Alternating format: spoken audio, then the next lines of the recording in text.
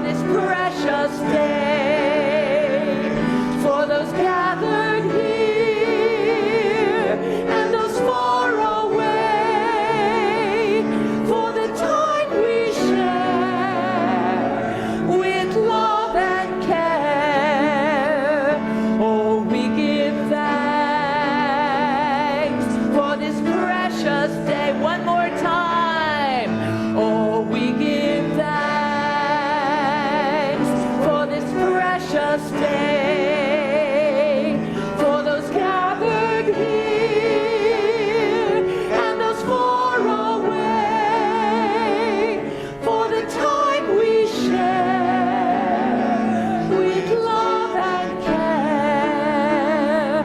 Oh, we give thanks for this precious day.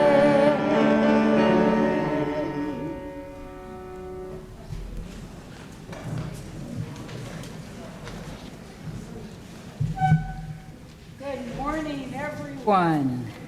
Morning. Welcome to our service. Whether you are here on Zoom or with us in person, we are so glad you're here. I'm Celia Buckley, serving as worship associate today alongside Reverend Roger and Lucy. Reverend Roger's sermon today is, Can You Be Good Without God? Thinking about a spirituality for humanity. If you'd like to follow the order of service, a printed copy is available on the back table or in the link on Zoom. The Blue Sheet weekly calendar of activities is also on that back table and in the Zoom link. And we invite you to explore the ways we live out our mission, which says we come together to be a healing, to deepen our lives and be a healing force in the world. Our weekly message comes out again now every week on Friday, and you can find it on our website and subscribe to it there. It has news, announcements of events, invitations to volunteer activities, and a minister's message. We have a new art show coming up, and it features 5 UUSS members. Don't miss the reception this Thursday evening right here from 5:30 to 7 p.m., and it's a chance to see their art and hear from the artists. Our Soul Matters program small groups are now open for registration for our upcoming 22-23 year. You can find the registration link on the front page of our website or see Reverend Lucy for a paper form. It's an 8-month, twice a month commitment from October to May. And if you're unable to make that full commitment, you may still participate in some drop-in sessions on the second and fourth Tuesdays of the month in October. We hope you can join us. I've done it. It's very nourishing. We have a special invitation for you for next Sunday. Our theme-based ministry program, also called Soul Matters, kicks off next Sunday with our in-gathering service on the theme of belonging. And at our annual in-gathering service, we celebrate the new church year at UUSS with a special ritual mingling our waters. It's a circle service for all ages, so there'll be no RE classes. We'll all be together here in the sanctuary. And after next Sunday's service, we are resuming our annual activity fair. If you're here on campus, please stay afterwards to check out dozens of activity groups, ways to be of service, and ways to get connected and involved with this community. And finally, if you are new here at UUSS, we extend you a special welcome. Please fill out a newcomer's card, either by a link on our website in the chat or out at the welcome table after the service. Today, after the service on Zoom, we have 12 minutes of conversation in smaller breakout rooms for those of you at home. Here on campus, please check out our connections table in the welcome hall and enjoy refreshments and conversation on our covered patio, but it's still going to be hot. Now, please check your cell phone. Be sure it's on silent, even if you think it is. Please check it so that we can be present and mindful in today's service. Tell them if they want to light a candle, they could do so during the centering music. And while we are centering, some of you already have, but we invite anyone who wishes to please light a candle, fill out a card to either be read silently by the ministers, shared anonymously by the ministers, or shared in person by the minister.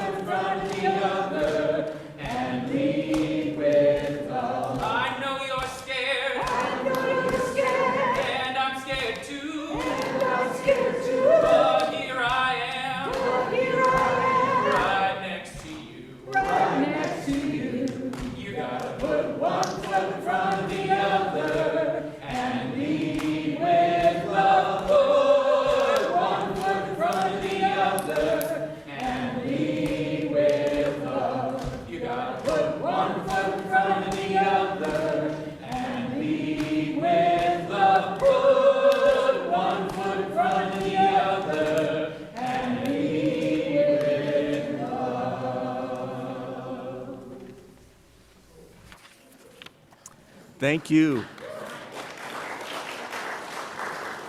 Thank you, Anthony and Melanie DeMore, for the song.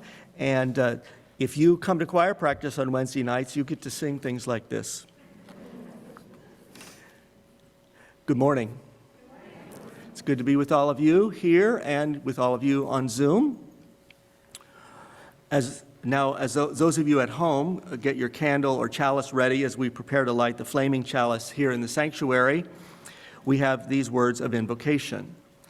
On this day before the national holiday of Labor Day, we acknowledge the dignity of work, and the call of our conscience to respect all workers. We remember those brave souls whose voices, deeds, and sacrifices have achieved greater fairness and a broader prosperity for the common good. Let us remember that by our many forms of labor and service, we are connected with one another, we are sustained, and we are held by one another. On this late summer day in September, as we endure the intense heat, we remember those who are at risk from the rising heat, from flooding streets and other threats to vitality. Let us acknowledge that we are connected to all human beings everywhere and to all forms of life on this earth. We are held by a great web of life, and we are sustained by the water, the air, and the land. We are held also by all those who come together in community. Let us behold one another's presence and value in this community. We are held together by shared courage and kindness, respect and understanding. In this worship service today, as we do at every service, we light our flaming chalice to remember our connections to Unitarian Universalism around the world. And as we affirm once more the words of the mission of this congregation, please say them with me now. We come together to deepen our lives and be a force for healing in the world.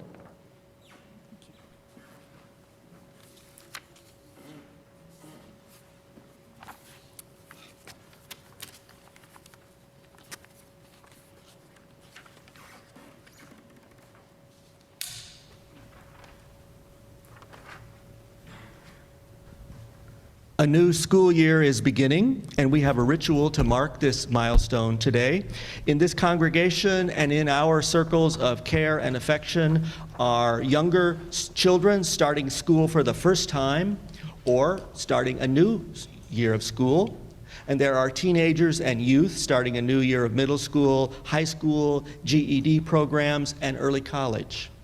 There are students in college, vocational schools, graduate programs, and of course, a school community is made up also of workers, and on Labor Day, we salute them too. The teachers, professors, classroom assistants, and support staff. We give our thanks to the bus drivers, cafeteria workers, custodians, counselors, therapists, and everybody else. In recognition of this new year, we have invited you to bring your backpack to the service for a blessing. And depending on your school situation, instead, you might have brought a briefcase or a lunchbox, a laptop, or a gym bag, or maybe a keychain or just your cell phone. Whatever it might be that represents your life in school. So we invite you to come forward with that now, with that item, and if you didn't bring it, it's okay. You can bring an invisible item.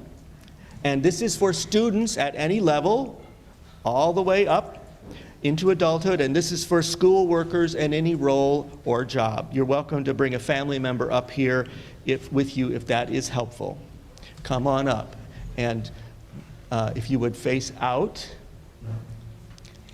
If you're on Zoom and you have an item to show to the congregation about your life at school, you may type your name and your school role into the chat and start your video so we can see you.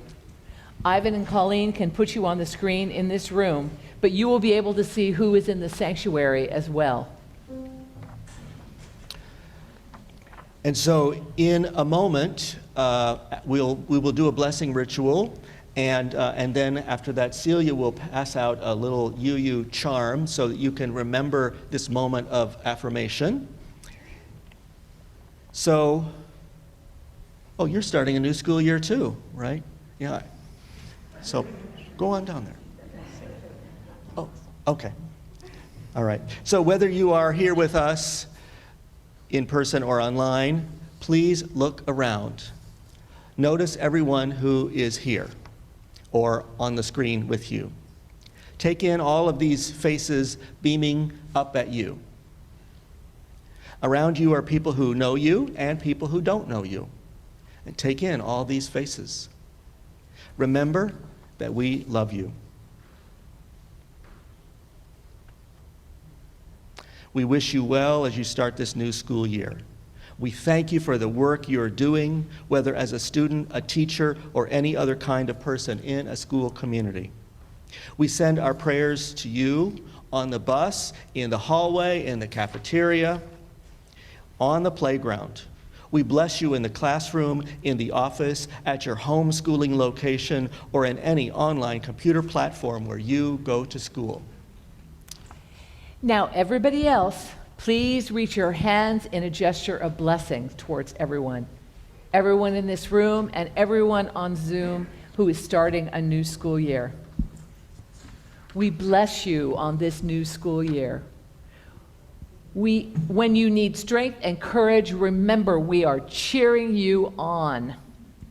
When you need tenderness, care, and understanding, remember that we are here and that we love you. When you need a listening ear, may we listen in a way that lets you feel heard. Whether you are a student at a school or a worker in one, may you remember to play, laugh, sing, and make friends. Whether you are a student at a school or a worker in one, remember that learning is a lifelong journey and it can happen in any moment, in any place. Wherever you go, remember to bring love. Wherever you go, remember that you are loved. And I think I need to step down so I can say this and look at you.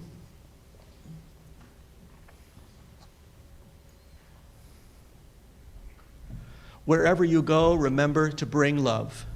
Wherever you go, remember that you are loved. Blessed be. And now, don't go away.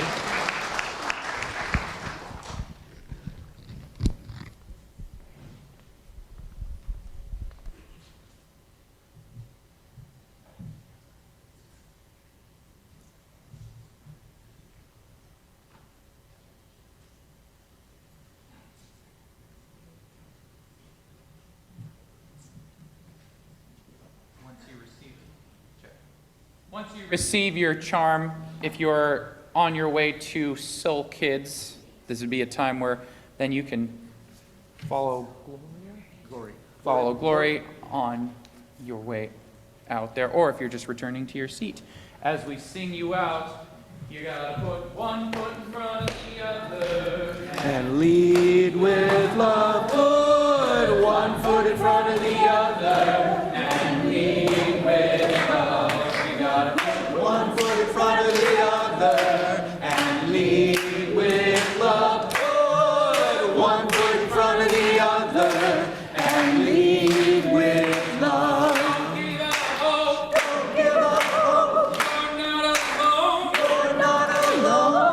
Don't you give up. Don't you give up. Keep moving on. Keep moving on. You gotta Put one foot in front of the other. And lead with love. Put one foot in front of the other. And lead with love. One foot in front of the other. And lead with love. Put one foot in front of the other. And lead with love. Jazz hands. You guys are fun. Good morning, everybody. It is good to be together.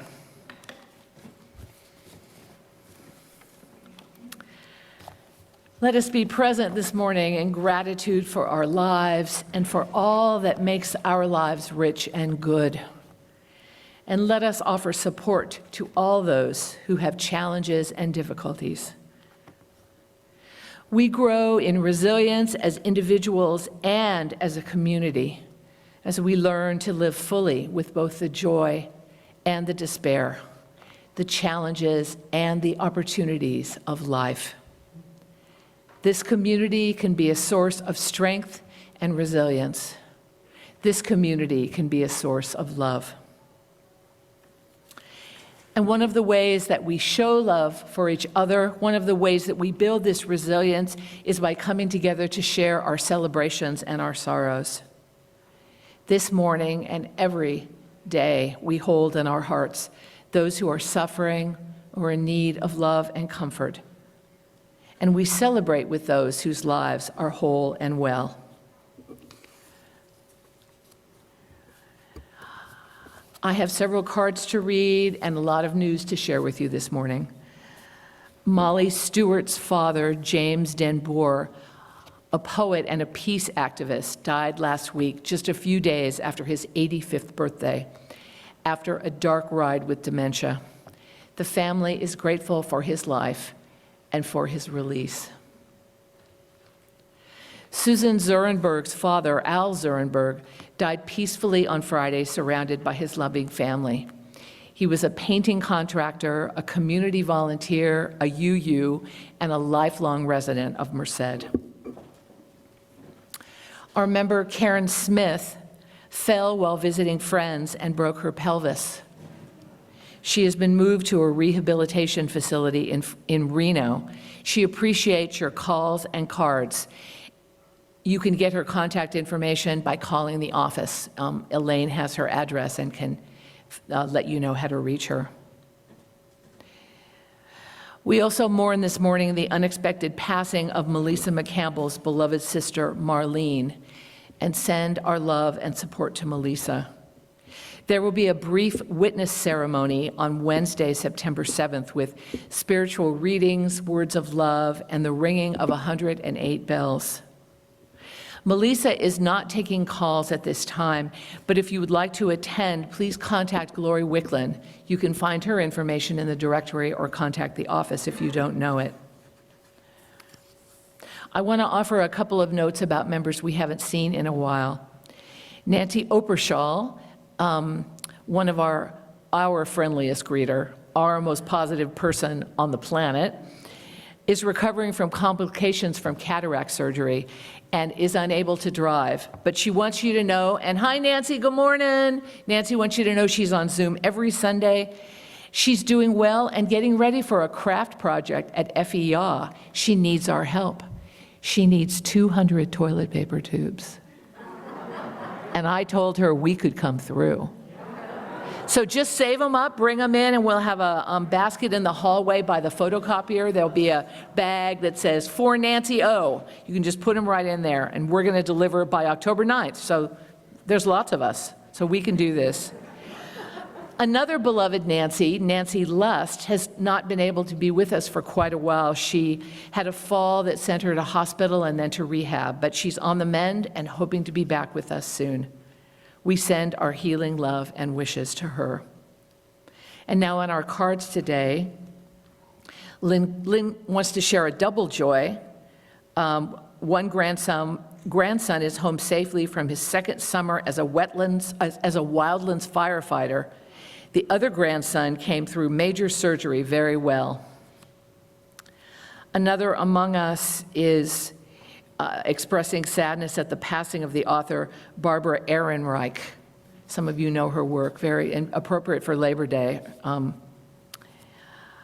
Jim is expressing joy and thanks for this amazing supportive community for those who are in need. Amen. Kathy is telling us that she received a sweet senior dog a week ago. The dog is in need of cuddles, which Kathy gladly supplies. I think we're all in need of cuddles. Let's have a cuddle line. Annika, who's headed off to the Soul Kids class or the artworks this morning, is sharing with us that her friend and schoolmate Maggie, died from brain cancer at UC Davis this past week. A hard loss for someone so young. And we send our love to all those that knew Maggie and to her family. Another among us, it wants to share the joy that today is her father's birthday. Elizabeth is sharing a concern that her daughter has been deployed to Kuwait. And Deirdre is offering prayers for the victims of climate change in Pakistan and around the world.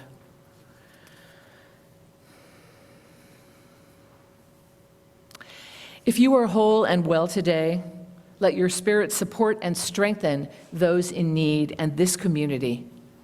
If you are in need yourself, may the strength from this gathering provide you with the encouragement and the love you need to go forth with a lighter spirit. Let's pray.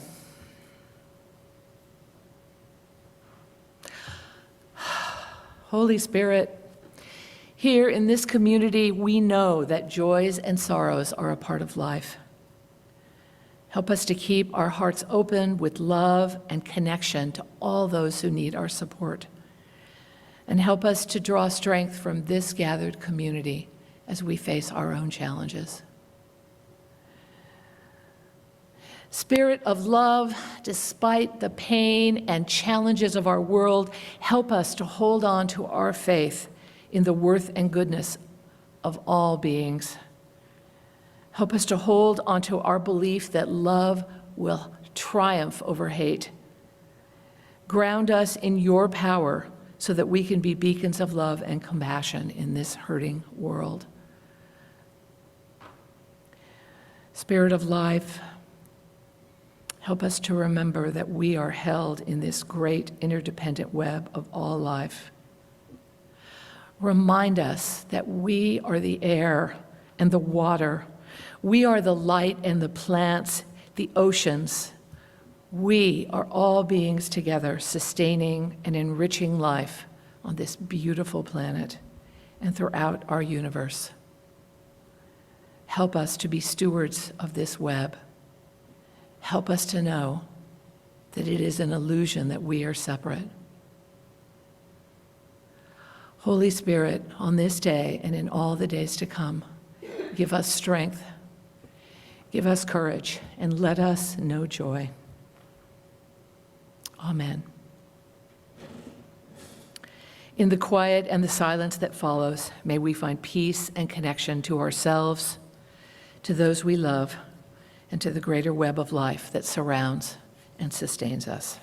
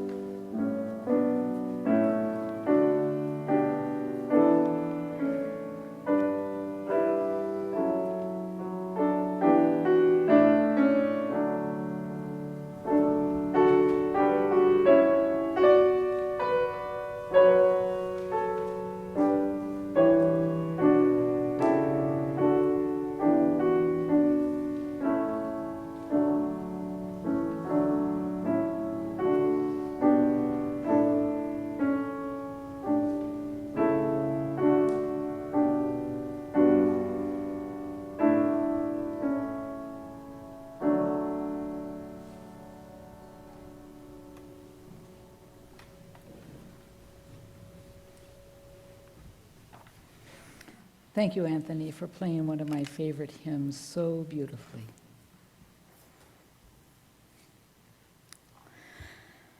I attended my first UU church in 1991, but I actually thought I was attending a music concert. It was actually a church music service presented by two traveling UU musicians. I'd been searching for something after getting clean and sober that May, and I had been trying to figure out a power greater than myself. Afraid to admit that I was an atheist, I claimed spiritual agnosticism. The UU principles and purposes printed on that program appealed to me.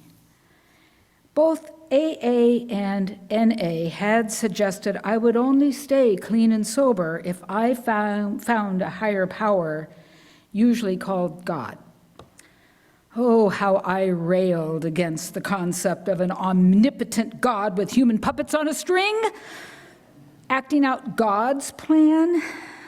But since I was truly fearful of dying from my drug and alcohol addictions, I felt compelled to find something that worked for me. Joining a Unitarian Universalist community has been my key to staying clean and sober. In January of 2020, I gave a reflection on my daily practices that I realized then could only be labeled as spiritual. But when the pandemic happened and we all sequestered ourselves in isolation, my daily practices changed. I still try to have some quiet time each morning before Marion and the dogs join me. I also now embrace my once fearful atheist label and bathe in the concept of connectivity. I truly rejoice that everything we can see, hear, touch, feel, or perhaps imagine is made up of molecules that trace back to the stardust of our cosmic universe. I love that water is finite, and when we drink, we ingest molecules that likely passed through dinosaurs that are now extinct. When we breathe air in this room, we are exchanging molecules of hydrogen and oxygen from our breath. That is spiritual connection. I actually now engage in morning prayers. I pray for the health and well-being of those I love. I read several daily, 12-step program daily readers, and I've recently added another 12-step program to my life to help me to stop trying to control everything. I try to focus on my insides and not your outsides. In other words, I focus on my responses and not on others' behaviors. I still don't believe there's an intelligent God consciousness that can effect change in the world, but on most days, I feel a bit less anxious, a bit less fearful, and a bit more centered in trying to do the next right thing. All this from an atheist.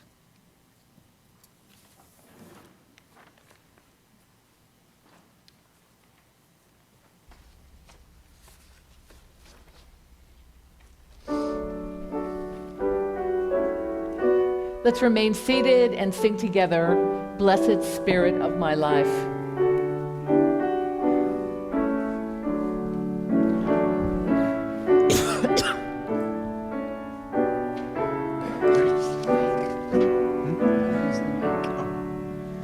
Blessed Spirit of my life, give me strength through stress and strife. Help me live with dignity, let me with serenity. Fill me with conviction, clear my mind of fear and confusion. When my thoughts flow restlessly, let peace find a home in me. Spirit of great mystery, heal the still small voice in me. Help me live my wordless creed, as I comfort those in need. Fill me with compassion, be the source of my intuition. Then when life is done for me, let love be my legacy.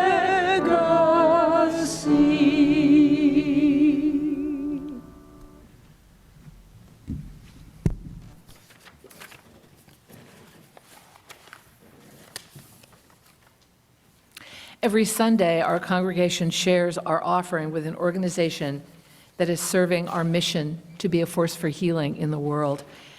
And right now, nominations are open for the 2023 partners. You can find the nomination form right on the front page of our website, and you can fill it out right there online. If that's a problem for you, call the office, and amazing Elaine will help you out. Please remember that our community partners must be renominated every year. They are not automatically nominated if they are a current year community partner. The nominations are due by October 1st, and voting will commence after our October 23rd congregational meeting. For this month, the month of September, our community partner is the Mustard Seed School. This is a private school for homeless children from the ages of 3 to 15, and it's part of the Loaves and Fishes compound. The school provides a nurturing, structured, and positive learning experience. The children and their families receive happy memories, survival resources of food and clothing, health care, and counseling for the child and parents, as well as assistance re-entering public school. Since it was established in 1989, over 4,500 children have attended the school. On the slide, you can see the options for contributing to our shared offering. And never forget, you can text right here from your seat. Thank you for your generosity to the church and to our community partner, the Mustard Seed School.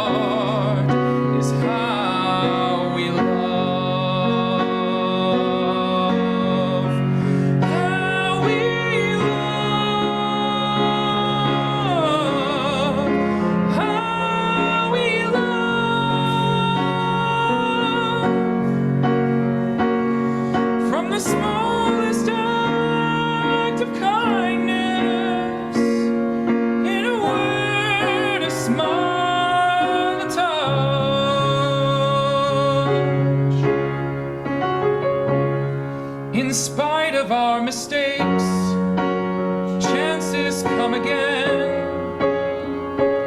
If we lose or if we win, all that matters in the end is how we love.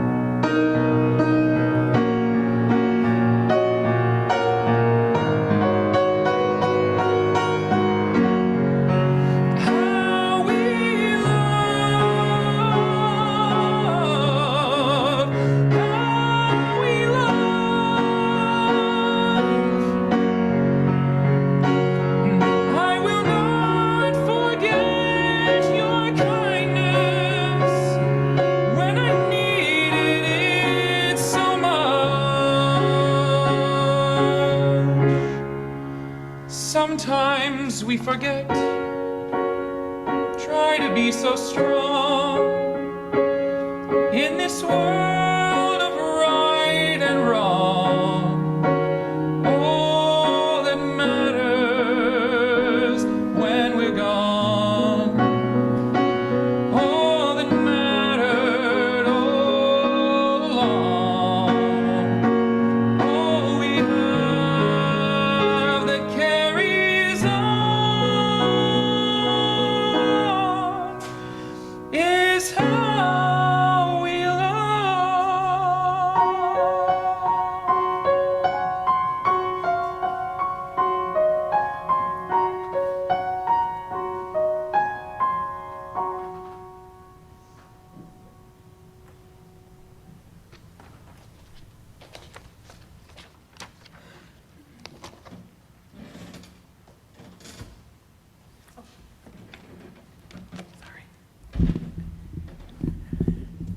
Please join me in the unison response.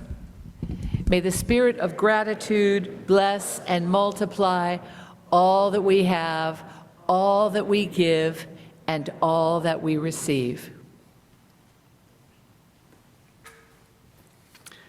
Thank you, Anthony. Thank you very much. You know, he can conduct too. And you can find out Wednesday at 7 in this room, this Wednesday.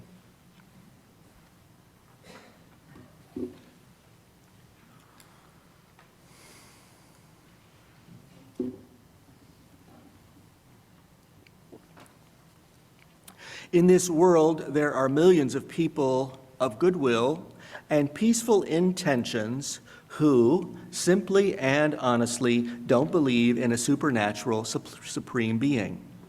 They don't believe in God, or they don't think it's possible to know if God exists as a distinct being.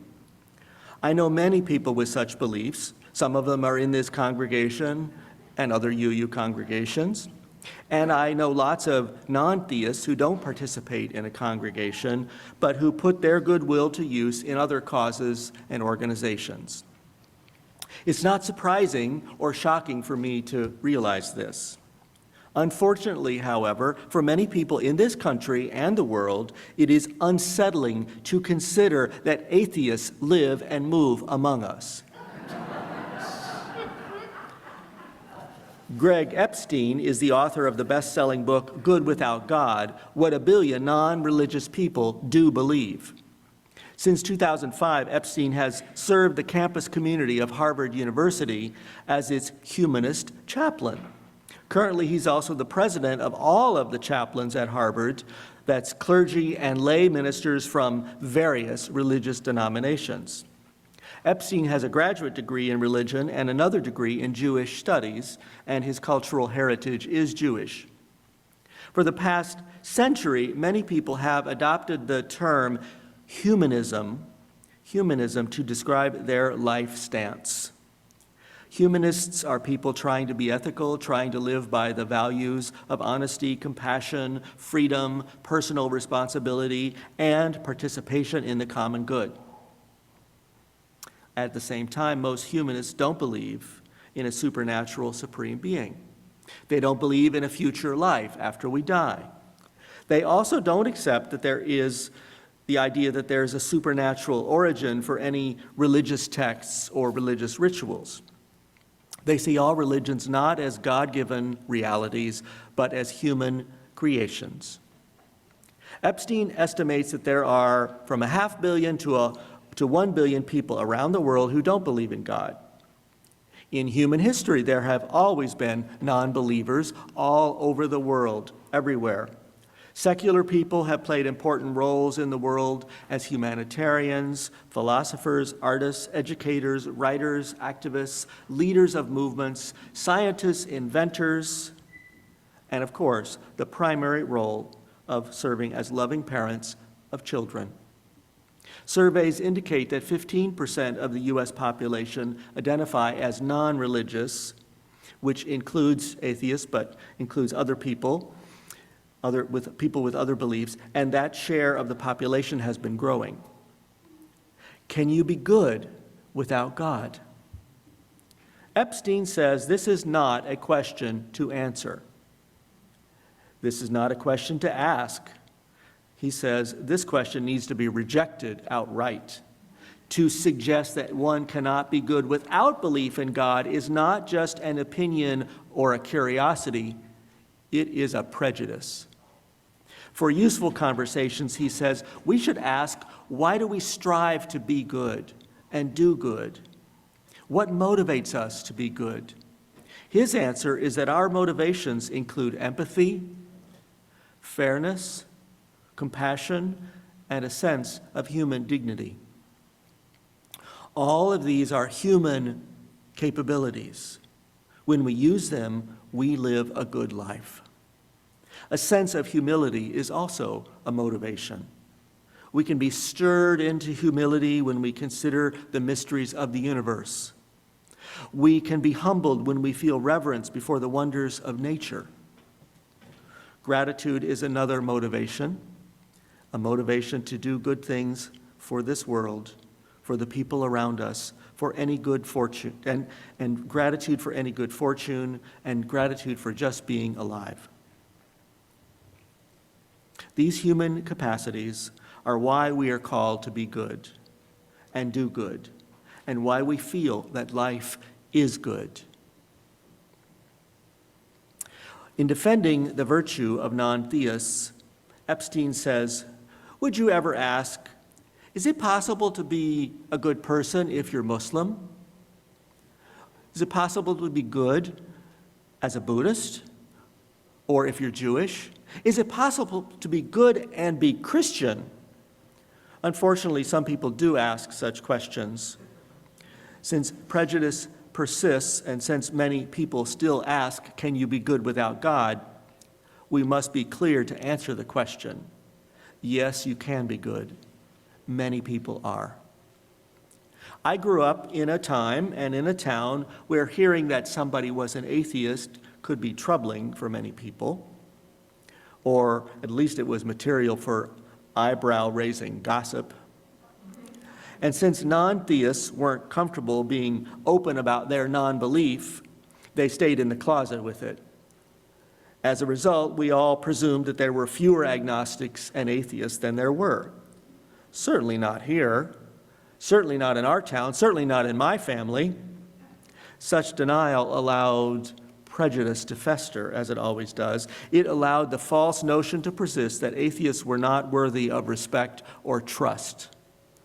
In the Soviet Union and China, atheism was imposed on the people as the ideology of the state. Religious people were pushed underground and persecuted in those countries. Some groups are still persecuted for beliefs that the state does not like, such as Muslims in both China and in Russian territories. In the 1950s, during the early years of the Cold War, some U.S. American religious leaders and politicians wanted to make explicit how different this country was from communist countries. So they led a movement to alter the Pledge of Allegiance to the flag and to the republic for which it stands. And a new phrase was added then that says, "one nation under God." In other words, they wanted to change the pledge to demonstrate and say, we are not like those atheists in those communist countries. Yet that added phrase in the Pledge of Allegiance is wrong. This republic is a nation under a constitution. Social scientists say that Scandinavian countries have some of the lowest levels of religious belief and religious identity in the world. Are Scandinavian countries full of selfish, mean, murderous, or dishonest people? During my 2 layovers in airports in Scandinavian cities a few years ago, they seemed okay to me. But what can you tell from an airport? Better to look at statistical studies in which most of those non-religious countries in Scandinavia rank as among the least violent, best educated, and most likely to care for poor people. Part of the prejudice against non-theists is that their life has to be easier without any commandments to follow. You can get away with so much without any divine standards to be judged by. Well, I don't know, just look at how many Christians in the public eye break the divine commandment against adultery and stealing. I know that many of you would prefer that I not mention the name of the former president, Donald Trump. I just want to say that it was amazing to me and remains amazing that he has been identified as a Christian. He lies constantly and slanders other people viciously. Every time he does this, he's breaking the 9th commandment. Thou shalt not bear false witness against thy neighbor. It's appalling that his most fervent followers call themselves Christians. He generates hostility between people. He provokes people to violence. How can that be Christian? Fortunately, I know many Christians and theistic believers of other traditions who are honest, generous, kind, humble, and compassionate human beings. Being a humanist or an atheist isn't a guarantee that you will be any better or act any more ethically than other people. We must acknowledge that living an ethical and good life is a challenge for everyone. Epstein says, to live according to our values takes hard work and 100 hard choices every day. Humanists and atheists value science and the specific scientific method. It's worth noting that many liberal religious people, many moderate mainstream religious people also value science and reason. The global Catholic Church, for one, accepts evidence-based theories about human evolution and the geological history of this planet. A diverse number of religious leaders take as established facts the reality of global warming and climate chaos. Yet science-inclined atheists are not prepared to go one more step and take a leap of faith toward God. They don't believe in God because they don't see any proof. To be sure, they know that many others do testify to their experience of the reality of God, and this may be powerful to hear. But humanists want evidence that can be verified in a repeatable experiment. Yet there is one belief that does call for a leap of faith by humanists, and that's the humanist affirmation of the worth, dignity, and potential of human beings.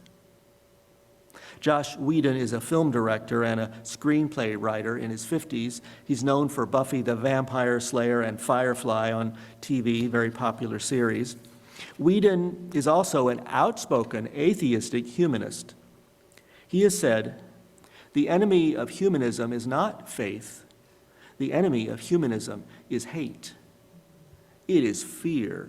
It is ignorance. Its enemy is the darker part of human nature, which is in everyone, in every humanist and every person in the world." But, he says, faith is something we have to embrace. He says faith in God means believing in something with no proof whatsoever. And in contrast, faith in humanity means believing in something with a large amount of proof to the contrary. This calls for a leap of faith. We humanists are the true believers, he says. Even though humanists are happy to live life with a non-theistic outlook, many humanists are not comfortable thinking of themselves as having a spirituality. I'm just not spiritual, some will say. Some will even say that to their UU ministers. I'm just not spiritual. I think it depends on what you mean by the word and what you consider to be spiritual. The late William Murray was a UU minister and a humanist. He served UU congregations and he was president of our theological seminary in Chicago. In his book, Reason and Reverence, Murray writes this: "Life is a spiritual journey, and we are always on it, whether we recognize it or not. Spirituality is not a new concept. It is an old word with new meanings for today, meanings that humanists can value along with other people. Spirituality is the result of living in deeper ways, more meaningful ways, more loving ways, and living with devotion to causes greater than oneself." End of quotation.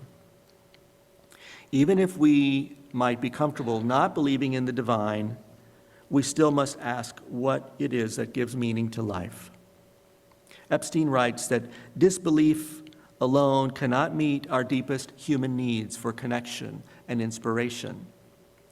He strives to show non-theistic people that opportunities to participate in spiritually meaningful rituals are sources of meaning.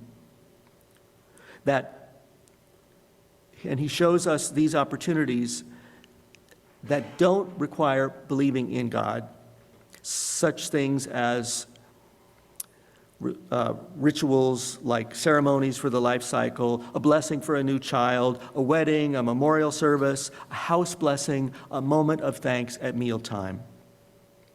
People have thought of these rituals as the possession of theistic religions, but they don't have to be.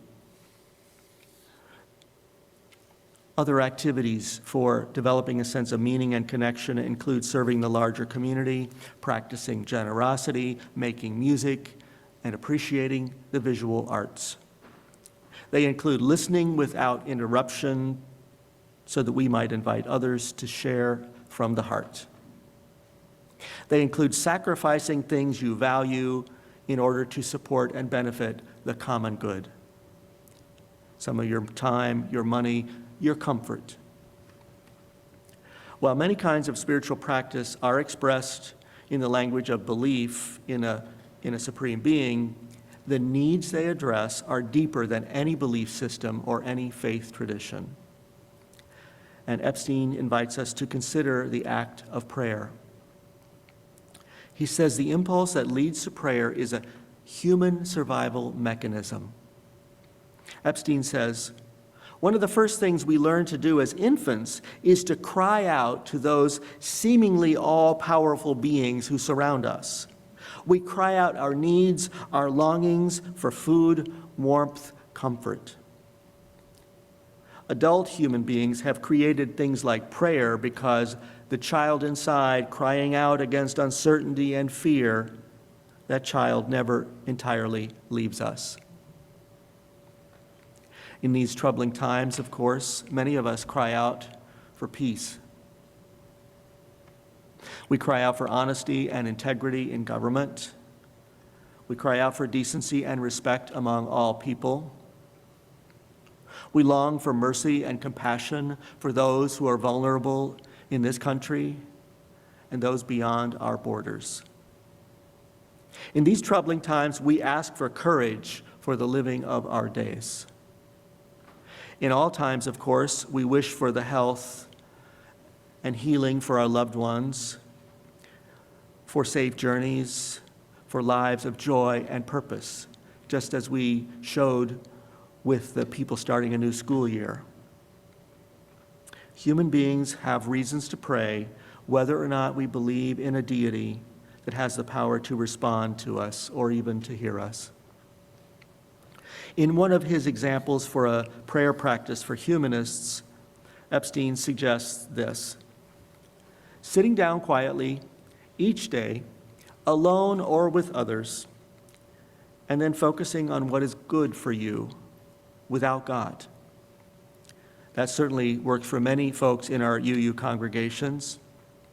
Yet for others among us, using a metaphor for the divine is helpful, like in invoking Blessed Spirit of my life, or acknowledging the God of our heart stirring within.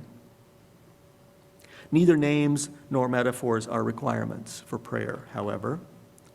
The important part is that we take a moment to notice, reflect, discern, appreciate, and give thanks. A moment for opening to a new way for us to be in the world every day. A moment of inviting a better way of responding to the stress around us every day. A moment of asking for courage every day. For me, one purpose of speaking of God, of opening to the divine spirit in a practice of prayer, is that when I use that word, it reminds me that I am not God. The world does not revolve around me, or my agendas, or my opinions, or my certainty about how things really should be. The Quaker teacher and spiritual guide Parker Palmer said this: spirituality is the eternal longing to be connected to something larger than your own ego. Greg Epstein writes that he used to sing with a rock band, and when he quit, he announced that he was going to enter graduate study in religion. One of his fans was disappointed and just couldn't understand why. They said, but music is religion. Why would you need to leave it to do religious work? Epstein affirms, yes, music does provide inspiration to all kinds of people. But he says the problem with the idea of music as a secular religion is that a concert is not a community. Of course, it can provide moments of togetherness when you're at a concert, but a musical event is not an ongoing, sustained, and sustaining community. Humanist values assert that participation in community is the essence of what it means to be human. Whether we're theistic or not, we cannot appreciate the fullness of life if we are isolated from other people. Christian writer Alistair McGrath has written, people want to belong, not just believe. Identity is about belonging somewhere. This is why so many of us are motivated and happy to put our time, talents, and support into the mission and the programs of this congregation. Participation in a sustained and ongoing community of shared values can meet what he defines as our common human needs for shared rituals and for a sense of community and belonging. So, next Sunday after the service, we have our activity fair, which is an opportunity and an invitation to consider ways of connection and belonging. Epstein says the question is not, can we be good with God or without God? He says the question is, how can we be good together? Given the diversity of beliefs among religious people and secular people around the world, we must find ways not only to coexist in peace, but ways to collaborate in making our communities better. Given the size and the impact of our human population on this planet right now, we must find ways to cooperate. As he puts it, to live according to our values takes hard work and 100 hard choices every day. This is why connecting with others is crucial. Life is a spiritual journey, and we are always on it, whether we recognize it or not. Let us recognize what a blessing it is to have companions on the journey. May our journeys be safe. May we find ways to give and receive. May we have courage when the journeys are not comfortable. May we find ways to give help and ask for help and receive it on our journey. Let us travel in peace, travel with wonder, travel with love. So may it be, blessed be, and amen.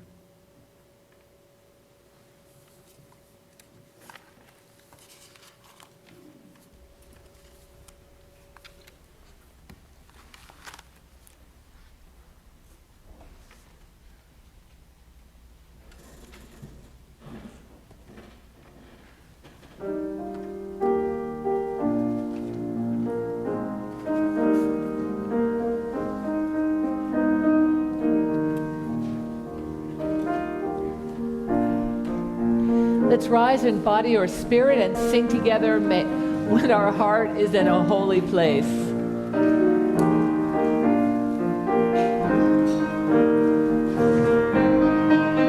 Here we go. When our heart is in a holy place, when our heart is in a holy place, we are blessed with love and amazing grace. When our heart is in a holy place, when we trust the wisdom in each of us, every color, every creed and kind, and we see our faces in each other's eyes, then our heart is in a holy place. When our heart is in a holy place, when our heart is in a holy